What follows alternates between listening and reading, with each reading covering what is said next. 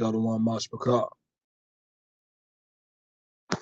May peace, serenity, and prosperity be multiplied unto you all. Kalala abayaba shuma mashake washabaka tanta waba halawaya. Kalala ya tabar mashpaka.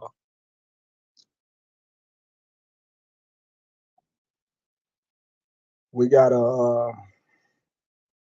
much needed live stream to cover tonight. It's much needed because we all can use this reminder. A reminder that works greatly in the favor of those who are walking in righteousness, being obedient to the Father, studying to show themselves approved, walking by faith and not by sight, keeping the law, statutes, and commandments, praising and worshiping and thanking Abba Yahweh. No weapon, no weapon. Now, one thing we have to realize is these weapons are forming each and every day. They form continuously. And though they form with us in favor of Yah, though they form, they won't prosper. This is from the spiritual realm even to the physical realm. They'll form, but they won't prosper. Without further ado, let's go ahead and dive into these precepts to lay edification to the matter. We're going to start in none other than Isaiah 54. The book of Isaiah, chapter 54, starting at verse 14. It reads,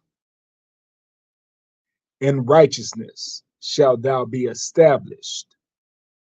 Thou shalt be far from oppression. For thou shalt not fear, and from terror, for it shall not come near thee." So the Most High has already told us.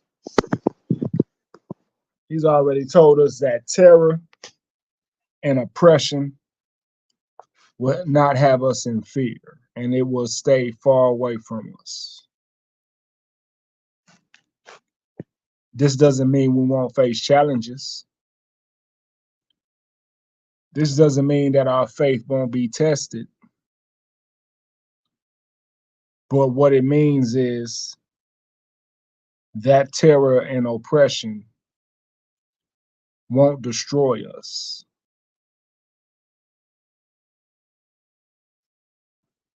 It will not degrade us. Right? Verse 15 goes to say, "Behold, they shall surely gather together, but not by me. Whosoever shall gather together against thee shall fall for thy sake." Again, that's the weapons forming, Mashpaka. You see, these weapons can form in multiple ways. They take multiple formations, from people to places to things. But we see here in Isaiah 54 and 15 saying that they surely shall gather together, but they're not gathering together by Yahweh. And with Yahweh making that statement, he says, whosoever shall gather together against thee shall fall for thy sake. Verse 16, behold, I have created the smith that bloweth the coals in the fire, and that bringeth forth an instrument for his work. And I have created the waster to destroy. So this is the Most High reminding us that all things were formed by him and for him. The mechanisms of weaponry that forms against you, guess what?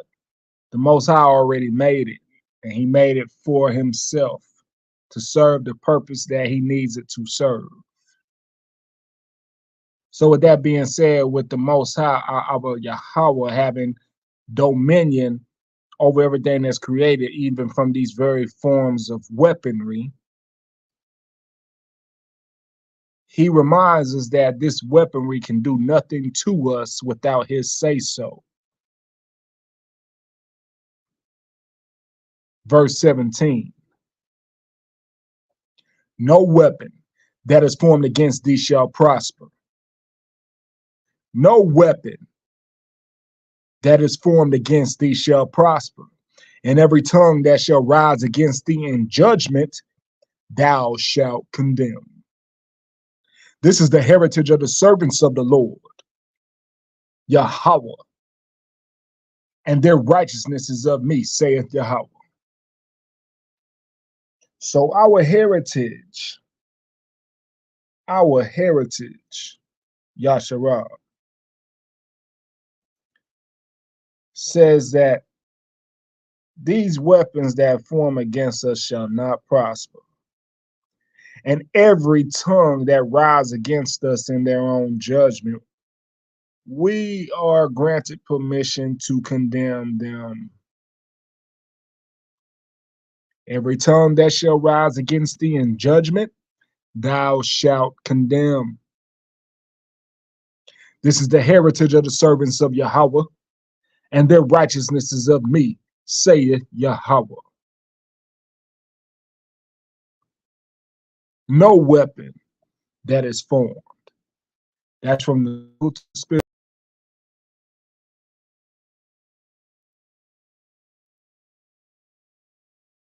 I'll share this with you all.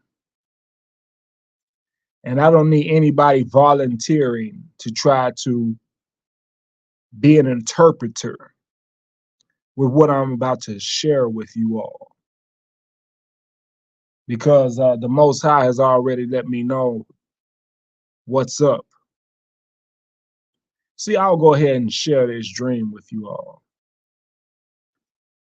I had a dream some weeks ago. And spiritual wickedness was very relentless at trying to attack me in the spiritual realm.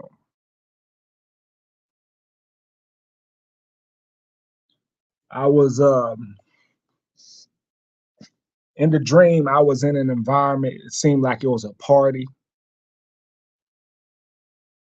And you know, there was a lot of people around.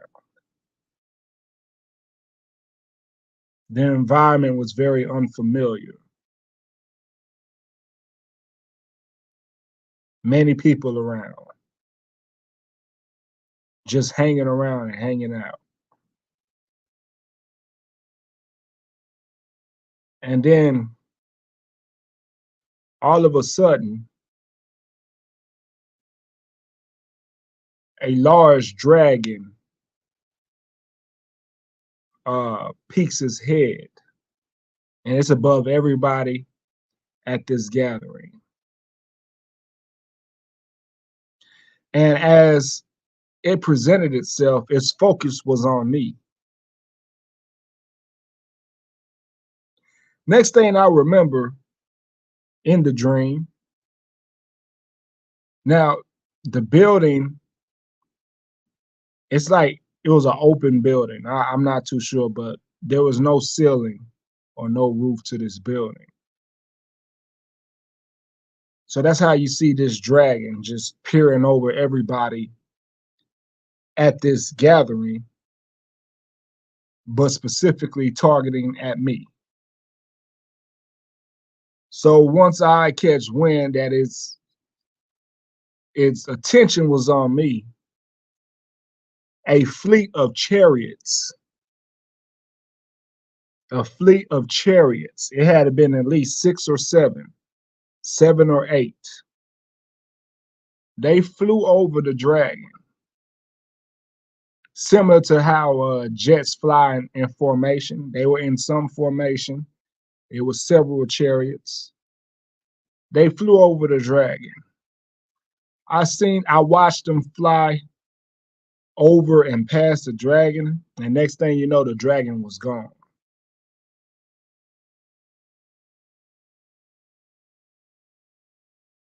Immediately, a smaller demonic entity, which was in the same vicinity as everybody else at this gathering, it just came out of nowhere. Like immediately as after the dragon disappeared, once the chariots flew over it, immediately this smaller demonic entity was right where I was at and coming towards me. So in the dream, I pull out a blade and I defended myself with the blade and cast the blade into the head of the demonic entity.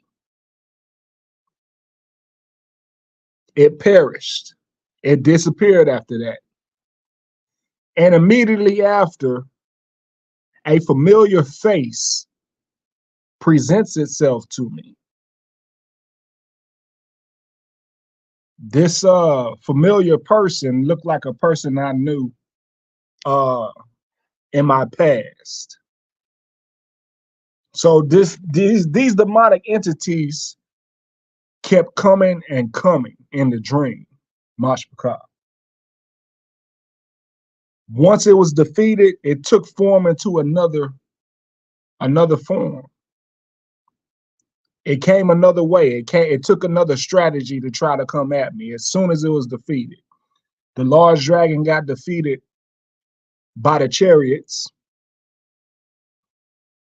The smaller demonic entity got defeated by my weaponry that I had on me in the dream. And next thing you know, it got more cunning and it presented itself as somebody that I knew. Now, in the dream, Mashpaka, I could tell something was up with this familiar person. And I didn't act immediately in the dream until, I knew it was a setup.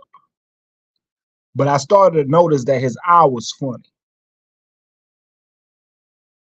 His eye was funny. It looked weird. One of his eyes looked very demonic.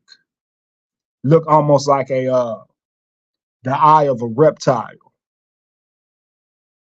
And as he's talking to me, I don't know what he's saying. He's saying normal stuff that somebody that you was cool with back in the day when you catch up with him.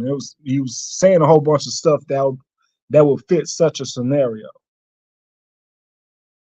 Out of nowhere, a woman comes by while we're talking.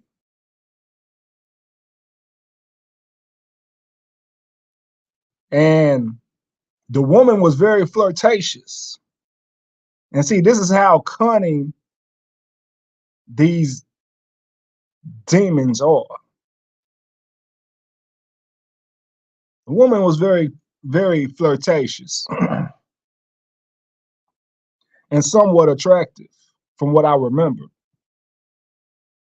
And while I'm talking to the familiar person in the dream, I asked him if he knew this woman.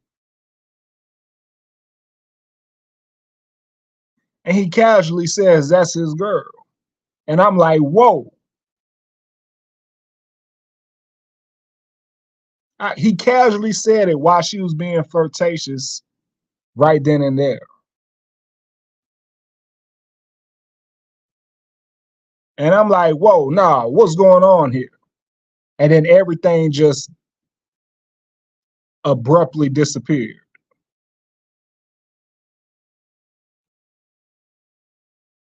And I woke up. So I share that with you, Mashmakah, to show you that when these weapons can't prosper, they attack you in different angles and different situations and different forms constantly.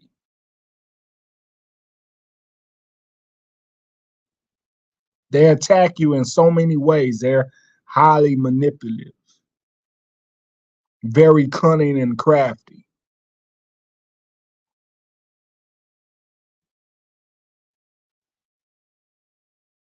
Especially when you're protected in the physical realm by angels. When you're protected, when you have that seal on you, spiritual wickedness has to wait and try to make some type of attack on you spiritually. But even then, the weapons won't prosper. As I shared with my experience in the dream, constantly, back to back. They failed, they failed, they failed until they couldn't do anything else to get me. And I was released from the situation spiritually. And I woke up. Now, I'm only speaking to those who can comprehend what's being said here on the craftiness of spiritual wickedness and how we're attacked spiritually and physically in both realms.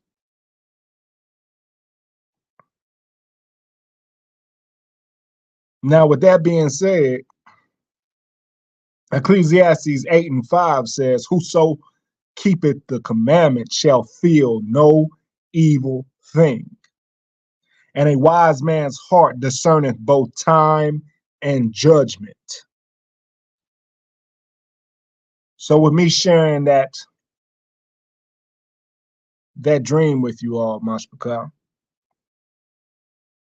Ecclesiastes 8:5 jumped right out the page.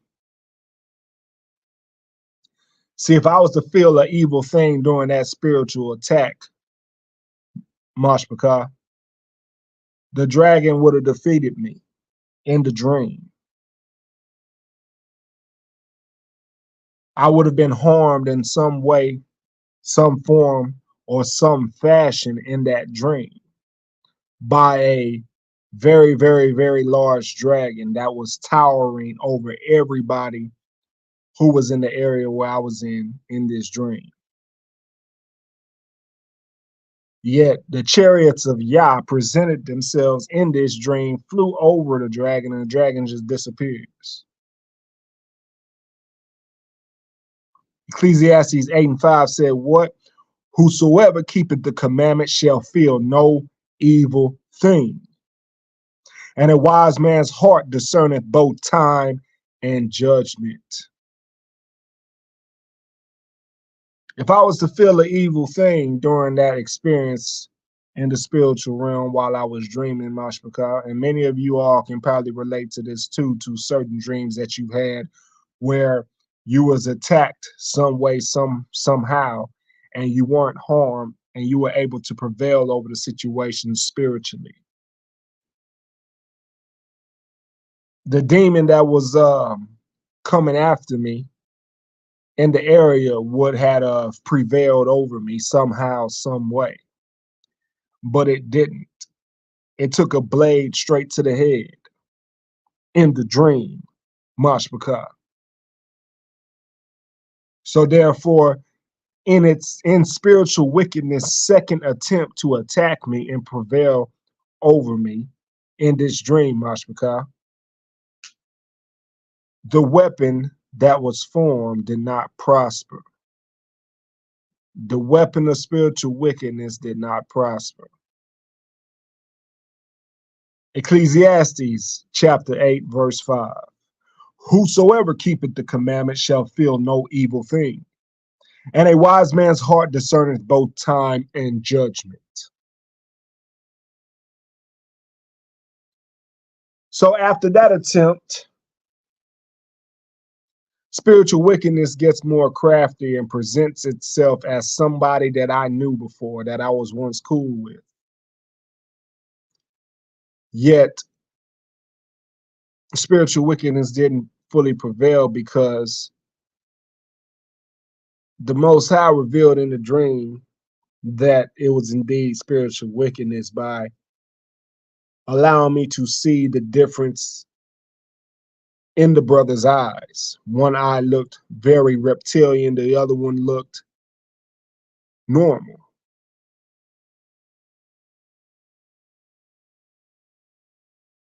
And I believe while the conversation was going, I made a comment about the eye. I'm not sure. I think I asked him what was going on with his eye. And then that's immediately when the female came along in the dream and started being very flirtatious, a distraction. Yet spiritual wickedness couldn't prevail then because I'm like, who is this? Do you know this woman? And then the spiritual or the demonic entity says, yeah, that's my girl. And I immediately responded in an uproar, like, what's going on? Whoa. And it all goes away and I wake up. If I was to feel an evil thing, that situation would have escalated. I would have played into it, but yet I didn't. And the truth was revealed on what was going on. Ecclesiastes 8, verse 5. Whosoever, Salakia, whoso keepeth the commandment shall feel no evil thing. And a wise man's heart discerneth both time and judgment. So again, Mashpaka, I share that dream with you all as a testimony to Isaiah 54 and 17.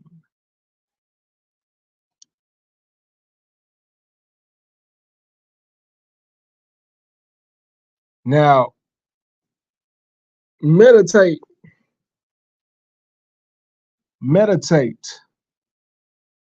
on Isaiah 54 verses 14 through 17 and Ecclesiastes 8 verse 5.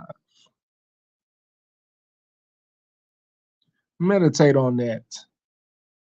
And while you're meditating, reminisce on all the times weapons formed, but they didn't prosper against you. And praise Yah for that.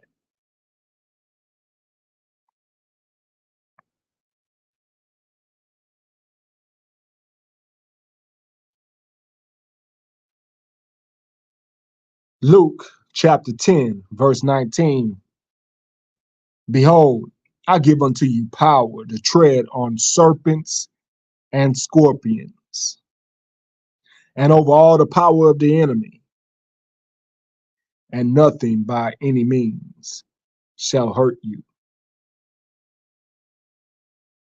Luke chapter 10, verse 20.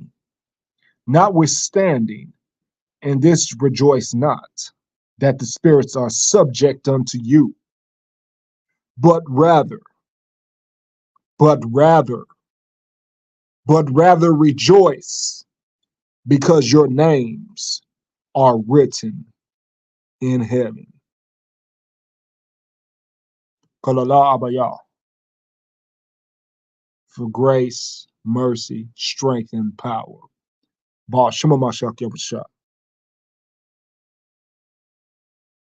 May peace, serenity, and prosperity be multiplied unto you all.